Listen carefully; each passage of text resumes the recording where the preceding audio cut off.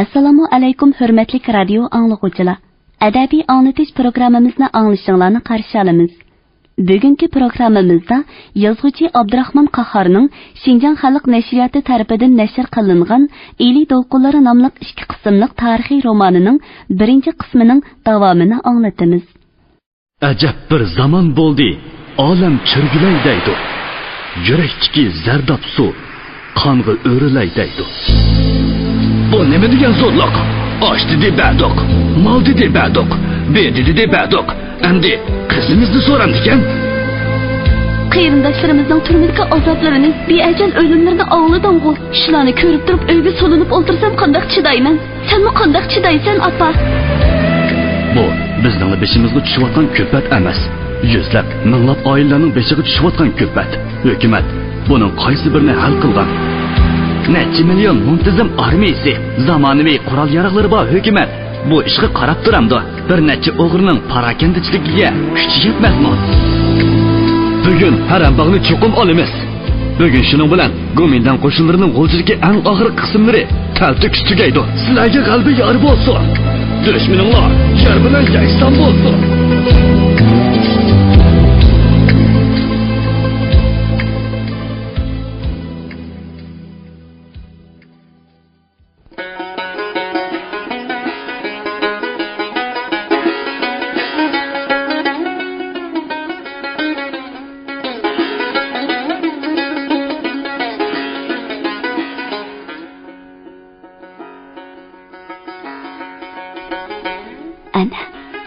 Nodam bir boqquray tiklab qo'yilgan eshikning oldida oshu naqshining ezgu mo'ngida tavrinib turdi.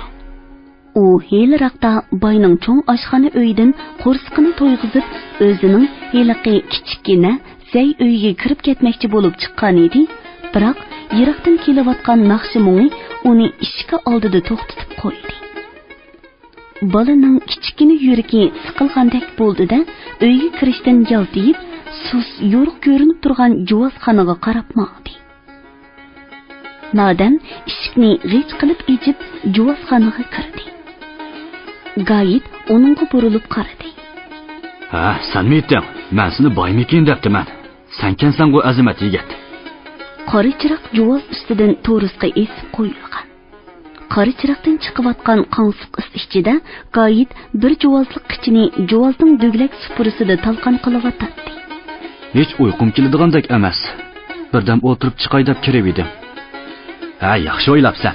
Mening uyim qorong'i bo'lsa-mu, seninkidan kam. Kel, o'tir. Nodam moylashgan ko'tak ustida o'ltirib, "Moy totishni menga o'gitib qo'yamsan ya?" dedi. Gayit juvoz supurasidagi talqon bo'lay deb qolgan qichilarni tutamlab olgan zeg'ir mangini bilan o'q to'shikiga haydab, "Beshing omon bo'lsa, jon beqish yo'lni menga o'xshash izlab yurib, bunimi o'rganishga majbur bo'lasan texi. Men senga o'xshash kichik vaqtimda bir juvozchiga shundoq degandim. Juvozchi, ha oldirma. Bu tirikchilik senga o'mi o'rishni, xomon tepishni, juvoz haydashni o'rgatib qo'ydi. Yo'qsizlik hamma ishni o'rgatdi. Oldingda sen o'rgandigan talay ishlar bor texi degandi. U chaqda nima deydigandi debdiman. Og'zidan soat chiqqanmi deganlarining hammasi to'g'ri keldi uka. Mana qara, qich talqon bo'ldi. Ko'zingga ochiq kirgandek bo'ldimi? Nodam ko'zini yangi bilan surtib dedi. Ha, ajoyib bir ochiq puroq chiqdi. Odamning ko'zidan yosh chiqirdi ekan. Ha, ochiqini zeg'ir manginni bosganni ko'rasan texi. Qanchalik moy olsang, shunchalik yeshing chiqadi. Dedi u Nodamning yeniga kelib o'ltirib. Ha, ot tarlab ketdi. Azroq damasin. Bu juvozxona hovlining bo'lingidagi ko'na yo'g'an uy edi. Uning derisi bekmi kichik bo'lg'achqa kunduzdimi ancha yo'rib ketmaydi. Shu topda qora chiroqdan tinmay chiqayotgan qop-qora is uy ichiga to'lib, otmu, odammu gunga ko'rinadi. Buni bir tirikchilik, qursoq beqishning yo'li. Bu yo'lga kirgan ishkansan, ko'zlaringdan tatqan maydin jiqiraq yosh quyilib tursa-mu, tashqi qilib chiqib ketanmaysan. Boshqalarga bog'lanib qolgan odamning ixtiyorligi bo'lmaydi. Uning ustiga ko'zlaringdan shunchalik yosh quyilib tursa-mu, u o'z ishing emas. Kuchingni azam bahoda setib yashaysan. Boy yosh to'kmasdilla peshonasidan bir tomchimi tar oqqizmay turibla qo'lini kayniga tutib yurib, sening topgan boyliqing hisobiga samiraydi. Yoshni sen to'ksan, mayni u oladi. Ota buvlar mush yo'lda mangan. Amdiki gap, sen mush yo'lda mengayveramsan. Gayet Nodamni ichi pishiq bola deb o'ylaydi. Nodam gap so'zlarga kamdan kam oralashadi. U xiyolchan edi. Buningdan xeyli kunlar ilgari mundaq bir ish bo'lib o'tgan edi. Gayet salkam yerimchilik moyni moyli qapoqqa qo'yib bir kambag'alga beribdi. Naq shu ishning ustiga Nodam cho'ng oy paltini so'rab kirib qoldi-yu, hech nimani ko'rmagandek paltini elib ishtik chiqib ketdi. Nima qilarini bilmay qolgan Gayet Tayilliq Nodam chiqib ko'rginni boyga aytar. Yana bir nima deyishib qoldigan bo'ldik-da. Xayr, bo'pti. Yomoniga kelsa, ustimga yezib qo'ya, deb o'yladi. Lekin shu kamgacha boymu bir nima demadi. Chunki Nodammu ko'rginini boyga aytmagan edi. Men keyingi vaqtlarda shuni o'ylab qoldim qara. Gayet so'zlab etib sal o'ylanib qoldi. Aslida Nosir Oxunning yurakligini misol qilib so'zlamoqchi edi. Lekin otasining ismi chiqishi bilan yosh bolaning ko'nglini buzib qo'ymay yana deb o'yladi-da, gapini mundaq boshladi. Ne bir odamlar bor. Nohaq ishlarni ko'rdimi, chidamaydi. Hatto beshiga o'lim kelsimi, nohaq ish qilganlarning, mayli u Shangyo, bay, yomul amaldorlari bo'lsa-mu, ko'rgiligini ko'rsatmaguncha to'xtamaydi. Mundaq bo'zak bo'lgandan ko'ra, mardonlik bilan o'lgan yaxshi deydi. Rost emasmi? Ana, to'xtini bilasan-ku. U yenidagi tamaki xaltasini oldi. Heliqi do'mchak momoyning bolasi-chi? Bilaman. Oyoq maldiki Sharixon momoyning o'g'lini deysan-ku. Ha, shu. Mana qara. Shamak Shangyoga yilliqchi bo'lib turgan. Oxiri Shangyo to'xtini uni yo'qotdi. Buni yo'qotdim deb to'qinoq bolalarni ortib, quruq qo'l yondirib o'tibdi-kan. To'xta alamga chidamay, "Ey zolim Shangyo, munda qilgucha bo'lonchilik qilsang bo'lmamdi" deb Shangyoning yoqasidan opdi. Shangyo zolimligimni endi ko'r deb, bollar bilan birlashib, urib dastlab, uni chala o'li qilib tashlab etibdi. Bir oydilla o'lib ketdi-ku shu rahmatlik. Nodamning yuragida echinish o'tlari yenib, ko'zlari yo'g'on echildi. To'xtining echinishlik o'limi xuddi Gayetning og'zi burnidan turilib chiqayotgan tomoq isidek uning ko'z oldida ro'shan gavdilanadi.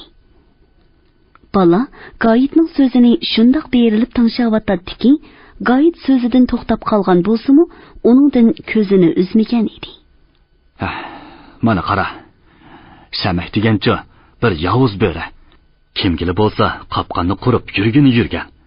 To'xti shu chaqda Shamakning qursig'ini qing'roq bilan yerib tashlasa bo'lmamdi. Haqqimni bermasang mana deb. Baribir bir o'limkan-ku. Gayet so'zini to'xtatib jimib qoldi. Uning yuzlarida birda echinish, birda g'azab ushqunlari chaqnaydi. Tamakisini kayni-kayindan to'xtamay sho'rab, qo'yuq ko'kich islarni purqiritib chiqaradi. U ko'ksini ko'tarib bir nafas oldida o'rnidan turib ketdi va qora ot bilan billa yana pirqirashga boshladi. Jovozga qaytilgan qora otning ko'zini qora lata bilan tengib qo'ygan bo'lib, u bir doirani aylanib, eg'ir yuk tortgandek g'o'rliq bilan pirqiraydi. U mengishdan to'xtamay yoki birarsidan o'rkimay mengayveradi. U bir izda bir xil zerikarlik pirqirashda mengayverishni balkim xohlamas. Ammo hech narsani ko'rmagani uchun uzun yo'lga tushdim deb mong'idi. U nagidur tegib g'ichirlaydi. Uy ichida ba'zida ochiq, ba'zida suz qonsiq va ba'zida odamni xomush qiladigan puroqlar agib yuradi. Ot bilan tang pirqirayotgan Gayet juva so'pirisidagi qichlarni o'q to'shigiga mong'uzatdi. Ko'zlarini pildiriltib o'ltirgan Nodamning ot ko'zini lati bilan tengib qo'yganiga ichi pushdimu Gayetdan so'radi. Otning ko'zini lati bilan tengib, uni ko'mas qilib qo'ygani qiziq ishkan. Ko'zni ichib qo'ysa bo'lmamdi. Ichim pushyapti. Rost, ichim pushib ketdi. Ahmoq bola, ichib qo'ysang ot mangamdi. Mangmay, sho'xshib turib oladi. Qorong'uda mang'andan yo'riqda mangsa yaxshi emasmi? Qarasini, qorong'u bo'g'ashqa mengyotdi. hech nimani to'ymaydi, yo'riq bo'lsa hargiz mangmaydi. Nodam o'ylanib qoldi. Qo'shimisi turilib, ko'zlari bir nuqtaga tikildi. Biroq u editliq biror xiyol surgani yo'q. Tengirqash ilkida qolgan edi. Tengirqab qolding-a? O'yla. Atrofingda yuz berayotgan ishlarni cho'nqur o'yla. O'ylanganing yaxshi. Biz Anvar apandiga qaraganda oson oldin emas. Nimishqa desang, biz nodon. Nodonligimiz ko'zimizga oshu qarlatin tortib olganga o'xshash hech nimani ko'rsatmaydi. Anvar apandi o'qigan, oqqarni farq etidi, ko'zi ochiq, hamma narsani ko'rdi, anqiralaydi. Har qanday ishning tegiga yetalaydi. Nodam bir narsani tushunib olgandek yuzlari echilib, levini tishlab turib qoldi. Uning chiroyida tengirqash bilan o'ylanish alomatlari aks etib turadi. U birdan G'oyitning bo'y turqiga qaraydi. Birdan heliqi aytgan so'zlarini o'ylaydi. Va birdan qora lati tortilgan, eg'ir chamda pirqiravotgan otga qaraydi. Kishilar G'oyitni G'oyit No'g'ay deb atashadi. O'ttiri bo'yliq, qo'llari kuchlik bu odamning yuzlari oq seriq bo'lib, burutimu kirpiklari seriq, ko'zlari ko'k edi. Uning ustiga u bola chog'larida Bek Muhammad degan Tatar boyning mushu mahallaga yaqin jangsisida 2-3 yil malay bo'lib turgan edi. Yeshi 35 ning qarisini elib qolgan G'oyit Ahtam boyning ishchigida 10 yildan beri ishlab kelyapti. Shunga Ahtam boyning mijozini, igilik boshqarish ishlarini boshqalarga qaraganda puxtaroq biladi. Atiyasdan boshlab toki kuzgacha etis eriqda ishlaydi. Kech kuzdan tortib dehqonchilik boshlanadigan mezgilgacha mana mushu juvozxonada moy tortidi. U ota-onasidan kichkidili yetim qolgan bo'lib, tog'isining qo'lida nurg'un mushaqqatlarni beshidan o'tkazib, ishqi pishib cho'ng bo'ldi. U bu boyning ishga oldida ishlab yurdi. Oxiri Ahtam boyning hovlisida uzun yil to'xtab qoldi. Tag'isi buningdan 6 yil ilgari dadasidan miros qolgan bir parcha yerini setib, uyda bor narsalarni qetish qurish qilib, uni bir kambag'alning yolg'iz qiziga o'ylab qo'ygan edi. Hozir G'oyitning bir o'g'il, bir qizi bor. Xiyol bilan o'ltirgan nodam helili so'zlangan ishni G'oyitning yodiga selib, Ahtam boyni shu ishga orlashibdi, o'limni shamakchang yo'g'i uzatdi deydi-ku. Boyning orlashqini rost. Uning orlishi bilan shamak 4 matoni hajlab bir odamning xundan qutulib ketdi. Fatvochilari taqdiriga yo'lab berdi. Biroq men sana bir so'zni aytay. Bizning Ahtamboy nihoyatda qu, torpaqni chimdib o'ltirdigan odam. Qarmoqqa nihoyatda odil ko'rindi, lekin boyning ishining tegi-tagtiga cho'kkan odam uni shu chaqdili biladi. Sen texi kichik, kelginingga ancha uzoq bo'lmadi. Uning qandoq odamligini ko'p o'tmay bilib qolasan. Nurg'un odamlar insobi bor deydi texi. Og'zidan hasal tamidi, ko'nglidan zahar degan gap naq bizning boyga bop keladi. Sening iching pishiq bolig'i, men sana uning insobining tegida qandoq sirlarning borligini so'zlab beray. Bu zamondagi boylarning insobini tushayotgan kun nuriga yana shunchalik yo'riq ketib qarasangmi izlab topolmaysan uka. Sen heliqi Musallimkam degan odamning o'g'li Qosimjonni bilasan-ku. G'oyitning har bir so'zini zan qo'yib anglayotgan nodamning ko'z oldiga Qosimjon darrov keldi. Men uni toza bilaman. Dadamga qapoqda choy olib o'tib, ko'tami eriqdan o'talmagan chig'imda meni nachiqitim g'aposh qilib o'tkazib qo'ygan. Do'tarmi chalatdi, naqshimi aytadi-ku. Ha, yodingda yaxshi bor ekan. Shu Qosimjon. Uning qanday sabab bilan o'lganligini nurg'un kishilar bilmaydi. G'oyit yana tomoqqa o'rab chekdi-da o'z hikoyasiga tushdi. Bu ishqa 3-4 yil bo'lgan bo'lsa-mu, hozir bo'lganda ko'z oldimda turibdi. Musallimkam ikkilijon edi. O'zi o'g'li Qosimjon. Atiyaz mazgilda bir kun Musallimkam tuyuqsizla og'rib qolib, 3 kun yetibli jon uzib qoldi. Musallimkamning qo'li qisqa odam edi. Beshig'i o'lim musibati tushgan Qosimjon nima qilarini bilmay tantirab qoldi. Shu chaqda bizning Ahtamboy rahimdil bo'lib o'ttirig'i chiqdi. Qayg'urma bolam. Yurt posiboni biz. Sening beshingga tushgan kulpat bizga mu tushdi. Rahmatlik Muslimni qanchalik izzat obro'y bilan o'zitishni xohlasang, mana men bor. Uning xarajati chog'liqli bir gap. Eri qirda, qo'shinida, xamanda qo'g'in tavuz yeb, o'ynab kulib uzib o'tasan, dedi. Imom boyga yondishib tomoqini qirib, "Voy, mana, otidorchilik degan mushu. Yaxshi kunda har kim do'st.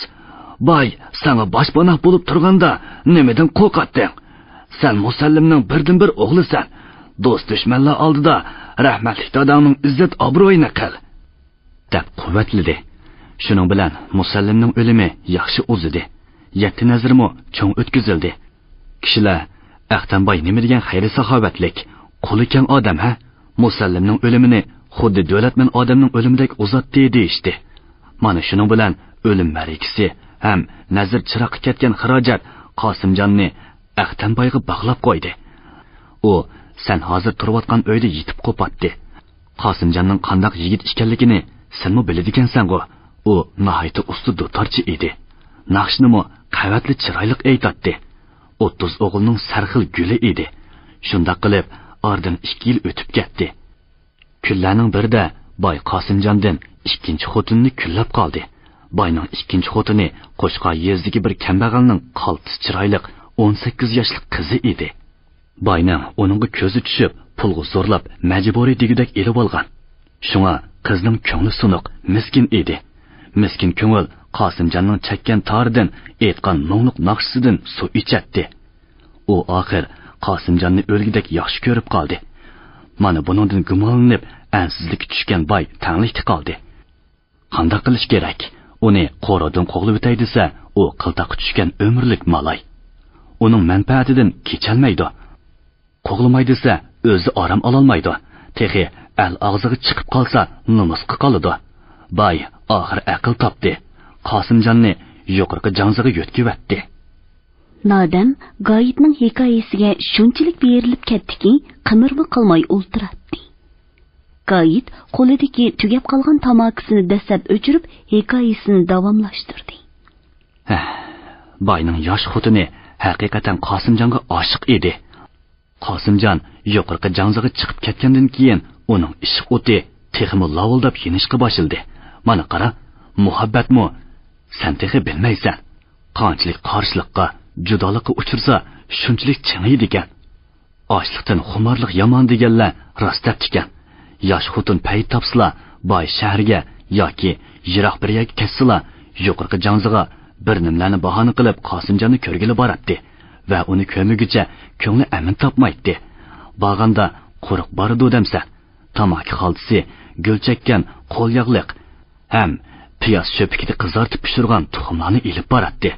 Rostimni aytay uka, menmi bir necha qatam uning sovg'alarini Qosimjonga yetkazib berganman. Bir kuni mundaq bir naschilik yuz berib qoldi. Boy shaharga bir to'yga mangan. U shaharga tushsa 2-3 kunsiz chiqmaydi. Bu vaqtda Qosimjon beynamdan mushu qo'rog'i saman to'shaydi. Shu kuni kech qilib sen turayotgan uyda qo'nib qopti. Yosh xotin hujrasida to'lg'inib yotolmay, oxir Qosimjon yotgan uyga kiribdi. Boy nemishqidir shu kuni yerim kechida shahardan qaytib chiqibdi-da, ikkisining ustiga tushib qopti. Boshqa boylar bo'lsa, shunda qiladi demsa, bizning boy hech qanday g'avg'o ko'tarmabdi. "Hay ahmoqlar, izzat tatmay, nima qilishqining bu? Ikkinchi bunda qilg'uchi bo'lishma." Boy shundoq debdi. Har ikkisi o'zlarining omon qilishqanlariga shukr qilishibdi, lekin boyning ko'nglida nima o'yning borligini bilmaydi-da. 3 kundan keyin shahardan qozi chiqib Qosimjonga 100 darra buyurdi. Bilamsan, 100 darra degan so'z o'lim degan so'z. Qaysi tilim bilan aytay? Shu tayoqdan keyin Qosimjon o'rin tutib yetib qoldi. Uzun o'tmay olamdan o'tdi. Uning hikoyasini anglab o'ltirgan Nodamning ko'zlari yo'g'on echilib qarab qoldi va Qosimjonning taqdiriga echinib cho'nqur uf tortdi. G'oyib tomokisini tutashtirib qattiq bir sho'rdida mundaq dedi. Shuningdan keyin yurt ichiga Aqtamboy shaharga tushib ketganda Qosimjon boyning ikkinchi xotiniga chiqilg'ili kelibdi ekan. Xotini varqirab-jarqirab yurib, boshqalarni o'yg'otibdi degan gap so'zlar tarqaldi. Bu so'zlarni boy o'zi tarqatgan. Shuning bilan kishilar "Tuzkir qilgur harimi, osh berganga mush ber" degandak dadisining o'limini shuncha chiroyli uzatgan boyga xiyonat qilganligini qaramamdigan 100 darra halol bo'pti uningga deyishibdi. Ammo Qosimjon o'lib 3 kundan keyin yosh xotin o'zini so'gatlik ko'lga tashlab o'lib oldi. Mana ko'rdingmi boyning hiligarligini? Qandaq ustulik bilan Qosimjonning beshiga chiqqan, ha? Mana qara. Misoli, sen Juvozxonda yetib qopsangmi bo'ladi-ku. Kichikgina jining bilan yolg'izdan yolg'iz oshu Gunduxonda yetib o'tsa, nemish shundaq o'ylab baqdingmi? Ikkisi bir uyda bo'lsa, gapga berilib ketadi, ish olmaydi deydigandi. Ha, balli aqlinga yaraysan yigit. Mehri shafqatli odamning sana nemishqi ichi og'rimidi? Bu yerda gap boshqa. Birinchidan, ikkisi bir uyda bo'lsa, gapga tushib ketib ish olmaydi deb o'ylaydi. Ikkinchidan, oqshimi atsi bir uyda bo'lgandan keyin Gayet balni gadankash qilib qo'ydi deb ansiraydi. Nodanning qop-qora ko'zlari texmi yo'g'on echildi. Bu boy deganlar ajoyib bo'ladi ekan. Odamning xiyoliga kelmagan narsalarni o'ylaydi ekan. Bor dunyosiga qarab, endi bo'ldi demaydi ekan. Dedi Nodan. O'ylanib o'ltirib, xuddi o'ziga o'zi so'zlayotgan odamdek, boy bo'lgan seri texmi boy bo'lsam deydi ekan. Kishilarning haqqini olsam deydi ekan. Butun Asiyada pul ekan. Ha, to'g'ri aytsan. Ularcha qara, kambag'allarni hadislar dindan chiqding, kofir bo'lding deydi. Aslida dindan chiqadiganimi, kofir bo'ldiganimi o'zlari. Azroil Xudo o'zlari. Aslida mehri shafqat, kishilarga ich og'irtish, izonumus deganlar cho'qara. Ularda do'rliqmi tepilmaydi. Opam aytib berdigan 7 boshli yalmavuz deganning o'zilganda. Ha, xuddi o'zi. Tulkimi chashqan yeydi, to'g'ri tuman yeydi. Ha, buning yeydigini mushilikan-ku desang, qo'zang yeydi. Uningimi qo'yib bersang, o'zingni yeydi. Har ikkisi xeyli vaqtlargacha jim bo'lib qoldi. Odamning bo'yidan bir g'irich egizlikdagi uy ichi jinchiroqning to'lg'inib chiqayotgan qop-qora ustin va juvozdan ko'tarilayotgan ochiq bustin texmi to'monlashib, odamlarni xiyoliy gavdalarga aylantirmoqda edi. Gayet o'ychan holda mundaq dedi. Uningmi yo'lini qildiganlar chiqib qola. Uka, oyning 15 qorong'u. 15 yo'riq deganlar hargiz bekor aytmagandi. Jimjit kechining bag'rini yerib, har kuni birinchi bo'lib qichqiradigan uni zil xo'rozning ovozi anglandi. Nodan uyga yenib chiqdi-da, zodila uxlay olmadi. U o'ylagan seri bosh uchiga chiqolmaydigan allaqanday chegish xiyollar qo'yniga g'arq bo'lib ketadi. Nodan shunday chegish xiyollar bilan to'lg'inayotgan chaqda uning onasimu texicha Nasir Oxun bilan Nodirni aslab yotadi. Bosh to'xu chillig'ili nekim. Azobliq o'y xiyollar bilan uyqusimi kelmadi. Uning ko'zida uyquning uydagi emas, balki g'azab nafratning uchqunlari chaqnaydi. Oq ko'ngil sodda ona hozirgacha eri Nasir Oxunning o'limining sirini, uning kimlar tarafidan, kimlarning yo'l ko'rsatishi bilan o'ldirilganligini bilmaydi. O'g'li Nodirninkini bo'lsa, texmi bilmaydi. Hukumat o'ldiribdi yoki cheriklar o'ldiribdi deb yurdi. Hukumatning o'ldirayotgani rost. Lekin uni tutib berguchilar kim, o'ldirguchilar kim, buni bilmaydi. Biz gapni Nasir Oxun bilan Nodirga yo'tkayli. 3-bob. Nasir Oxun 50 yoshlar chamisidagi qovul, ishchan odam edi. Nohaq ishlarni ko'rganda qahri yenib har qanday odamga 4 ig'iz gap qila oladigan. Boshqalar uchun yoqi yirta oladigan bu odamni kishilar aql topgan deyishadi. Ras. Nasir Oxunning zehni o'tkir, mijazi chust, yurt cho'nglarimi uningdan tap tartidi. Chunki yurt cho'nglarining oldiga tushgan da'vo so'roqlarda u adil bo'lmagan hukmlar uchun ularni ayblab bir necha qitim lat qilib qo'ygan. Shuning uchun o'shlikka kelib uning o'risini qo'lab yurgichlarmi yo'q emas. Bu mahallaning to'vinida mingmodak bo'z yer bo'lib, u azaldan terilmay kelyotdi. Ammo har yili kuzda Ahtamboyning yilliqchilari u yerning o't cho'plarini, qo'ray chatqonlarni o'rib ketishadi. Bu ish Aqtamboyning dadasi Rustamboyning vaqtidan tartibla shundoq davomlashib kelyotdi. Shunlashqa dehqonlar ichida bu yer Rustamboyning degan qarash o'zligidan shakllanib qolgan. Ammo bu yer aslida podshohlik yer edi. Bir kuni Nasir Axun bir necha namrat dehqonlar bilan mushu buzluqni echib yer qilib elishni maslahat qilishdi. Yer kimning? Rustamboyningmi yoki podshohlik yermi? Buni bilish zarur edi. Mayli kimning bo'lsin, dehqonchilik qilish uchun talab qilish o'rinliq talab. Buning nima yomoni bor? Yuringlar, Mansur Shangyodan o'qib boqayli, dedi Nasir Axun. Dehqonlar Nasir Axunning aqliga opirin aytishib, mana ishning yo'li tepilyotdi, deyishdida uningga kurak juvuliq ishga dehqonni yondadi. Shunda qilib Nasir Axun oz bo'lsa-mu o'z oldiga teriydigan yeri. Bir ot harvisi bo'lishiga qaramay, yersiz dehqonlarni yerli qilish niyatida Mansur Shangyoning uyiga qarab maqdi. Ular uyga kirganda Mansur Shangyo bilan qamirdan paranglashib o'tirishgan ekan. Nasir Axunlar bu yerga kelishdagi maqsadini aytdi. Mansur Shangyo bilan qamirdan 55 o'ylamagan yerdan chiqqan, xiyollarga zodili keltirib boqmagan bu gaplarni anglab, yuzida aks etgan nafrat alomatlarini yoshirib, yer tegidan ularga qarab qo'ydi. Nasir Axunmu ikki bagning untinsiz o'ltirib ketishlariga sapsilib, ularga bu gaplarning yoqmayotganligini sezdi. Mansur Shangyo orig'i tushgan jimjitlikni buzib, oxiri gap boshladi. Mahalning tuvanki yerlari burundan tortib terilmagani rost. Ammo u yerlarga Aqtamboy igdorchilik qilib kelyotdi. Shundoq emasmi qamirdan? Dedi u qamirdanga savol nazarida singayon qarab. Shundoq, bu hammaga ayon ish-ku. Butun yurt obdan biladi, dedi 55 beshini langishtirib. Nasir Axunning ko'zi g'azabdan chaqnadi. Butun yurtga bu yerning podshohlik yer ekanligi ayon. Bu yerni ko'yiltirganlar yersiz dehqonlar. Shunga ularning bu yerni terishga haqqi bor. Mansur Shangyo Nasir Axunning gapda utib chiqolmagan bir necha qitimliq savoqlarni esiga elib, "Bo'ladi, degininglarga Aqtamboy rozi bo'lsa, bizning boshqacha gapimiz yo'q", dedi. Va ko'nglida, "Mushu shum eg'izning uchunlar peshonangi boylik putilmay, gapli putilib ekan. Xudo bilib, paqaga quyruq bermaganda, agar boylik putilgan bo'lsa, bizga orom beratdingmi sen yalong tush. Sening adibingni siliq yog'limi gaplar bilan oshu boy bermisi beka", deb o'yladi.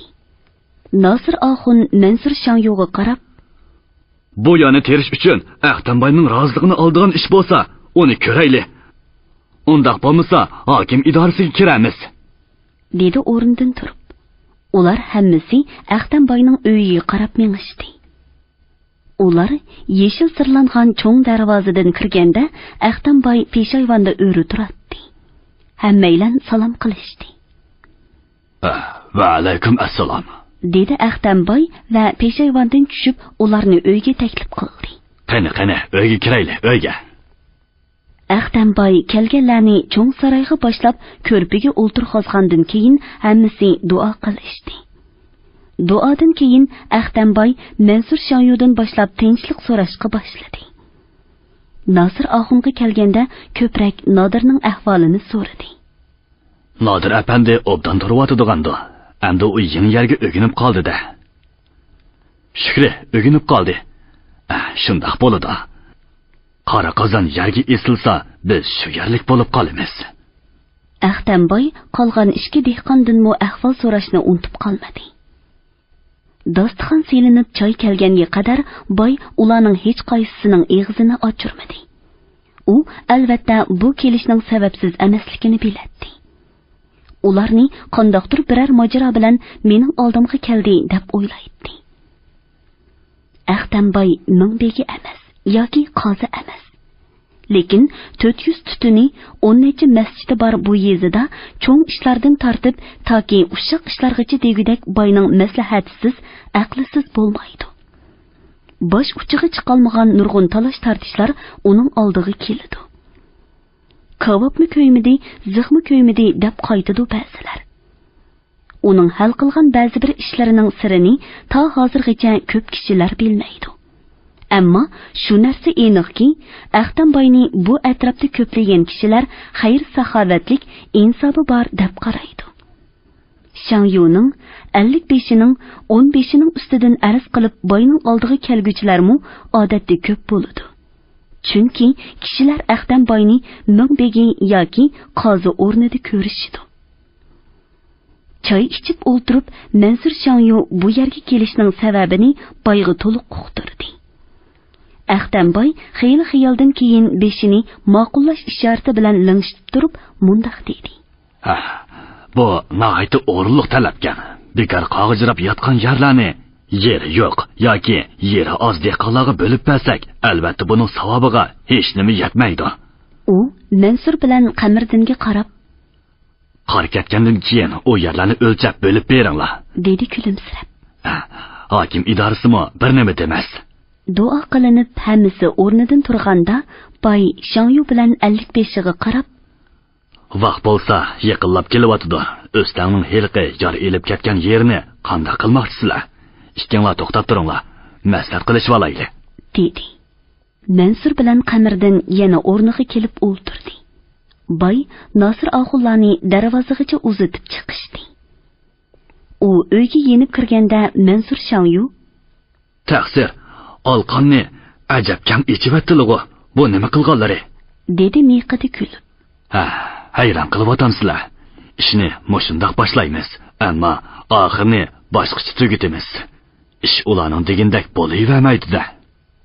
Boshqacha tugatamiz degan so'z bilan har ikkisi boyning mardligining sababini tushungandek bo'ldi.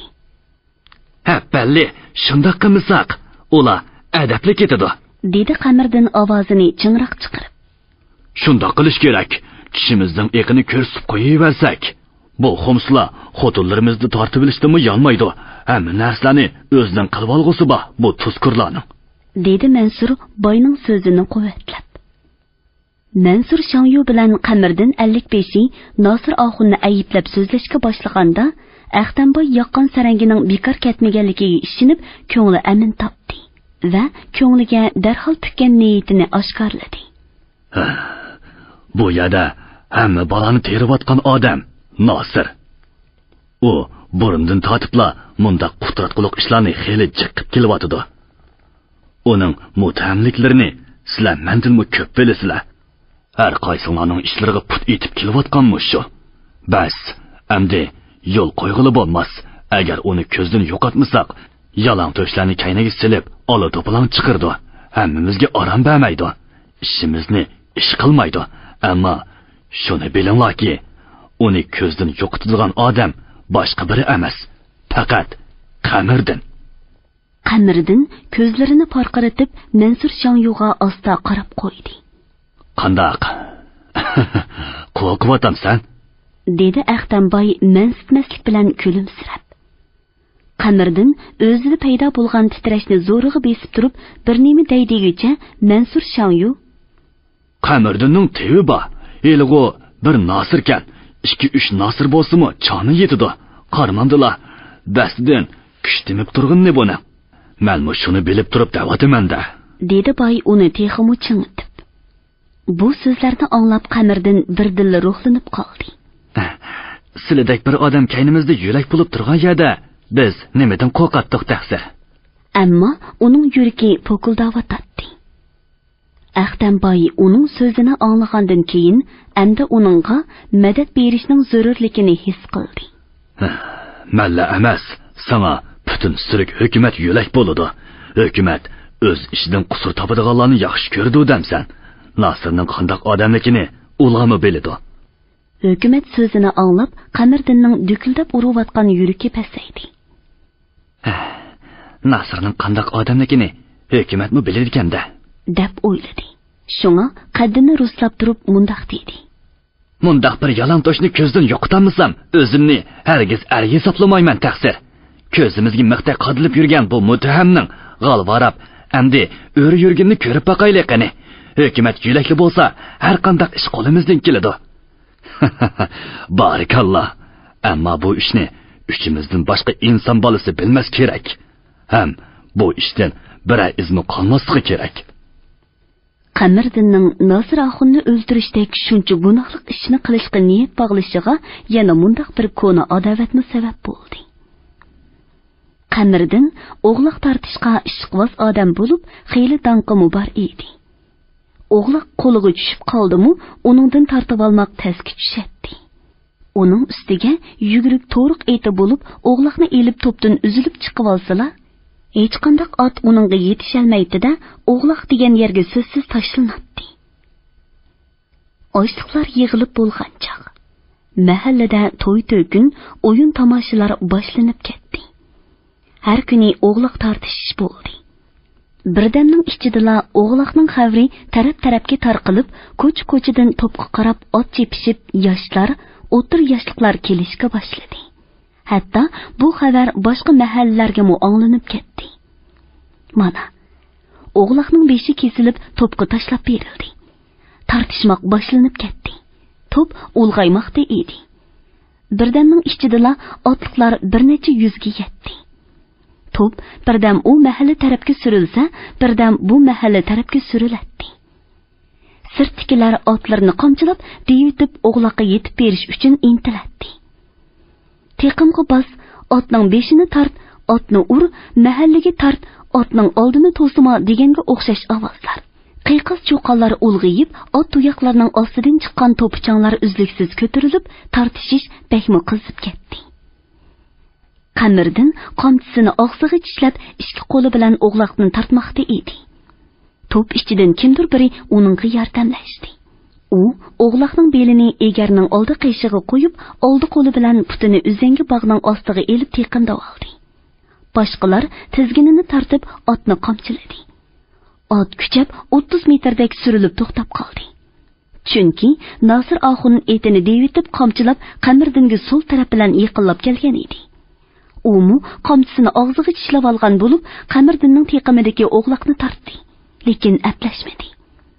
U o'zangidan putini chiqarib, Qamariddinning etining oldi qo'li ustidan tepib turib tortib-edi. Qamariddinning qo'lidagi o'g'loqning bir tarafi Nosir Oxunning qo'liga chiqdi.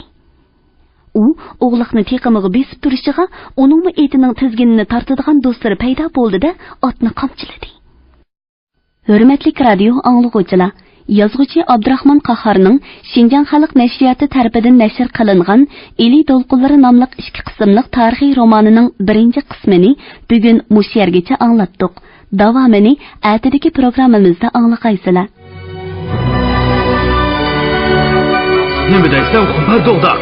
Hozir otning ustidan oldirilib ketgan edim. Endi chaynlaydansan. Efendim, siz o'qigan odam, ishning yo'lini bilasiz. Hukumatga arz qilib boqsangiz bo'lmamdi. Qarab turib, mushundaq bo'lib ketarmi? Xalqqa jinoyatchini tunishtirmoqchi, jazolat qo'zmoqchi. Kimga? Xalqqa. Hayvon, hammang hayvon. Siz mardonligingizdan chatlab ketib borsiz. O'g'il bola qilgan ishdan yanmaydi. Sizni shunchalik ishlarni qilishga o'rgatayotgan odam bor.